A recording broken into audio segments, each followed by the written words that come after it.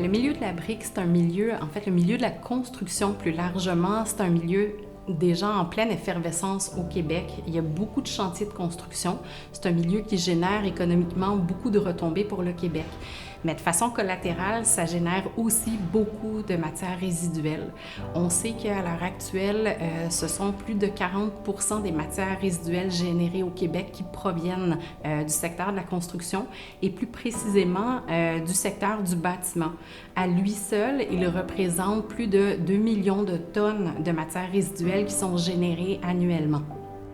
En ce moment, c'est plus facile d'aller reprendre ces briques-là et de les envoyer au dépotoir et d'installer des nouvelles briques d'importation des États-Unis que d'utiliser, de revitaliser les briques qui sont encore bonnes, les matériaux qui sont encore bons.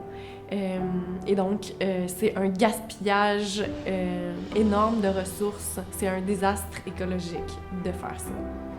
On démantèle des murs de briques en bon état, puis jour après jour, je jette des containers de briques. Et c'est ce que je suis plus capable de voir, puis ça coûte très cher à la société et ça coûte très cher dans le portefeuille. On aurait des sous illimités, on récupérerait probablement toutes les briques qui sont encore bonnes. Mais à cause du coût élevé de la main-d'œuvre, on le fait pas, c'est plus simple, tout jeter et recommencer. Il existe certainement des solutions plus nobles que de simplement envoyer des briques vers le dépotoir. Il faut préconiser l'économie circulaire, c'est important.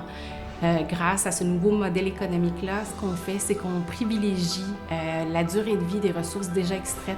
Donc, on va privilégier le réemploi des briques qui sont encore bonnes plutôt que de choisir de s'approvisionner en briques neuves. Il faut comprendre que lorsqu'on fait le choix de la brique neuve, on fait le choix de s'approvisionner à l'étranger. Ça induit deux conséquences importantes. On génère des gaz à effet de serre par le transport, mais également par l'extraction des ressources, soit l'argile. Le milieu de la construction a tout intérêt à s'inspirer de la nature où tout est réutilisé.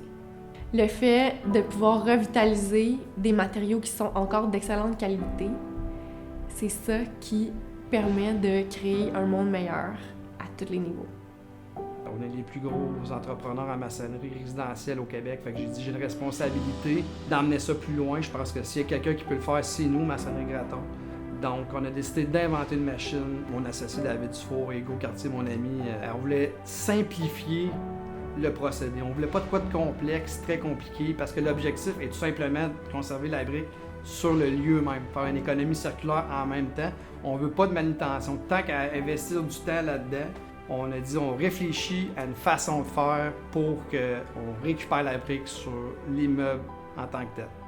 L'impact écologique de la machine, c'est qu'habituellement, si on voudrait recycler un mur, brique à la brique, nettoyer et réutiliser les mêmes matériaux, on parle de 760 heures de travail pour un 1000 pieds carrés. Mais actuellement, c'est trop de temps, ça coûte trop cher, donc ce qu'on fait, c'est qu'on jette tout au complet, on recommence en neuf avec des nouveaux matériaux. 1000 pieds carrés, ça prend 600 heures de travail. Mais en implantant la machine sur un chantier, on descend à 440 heures pour le même travail, puis on récupère à 100% les mêmes éléments de matériaux sur le chantier. En gros, cette machine-là a que des avantages économiques et écologiques, tout simplement. L'économie circulaire, c'est pour tout le monde. C'est pas juste pour les grandes entreprises. Chaque citoyen peut jouer son rôle. Il suffit de faire affaire avec des entrepreneurs qui ont choisi le réemploi des briques.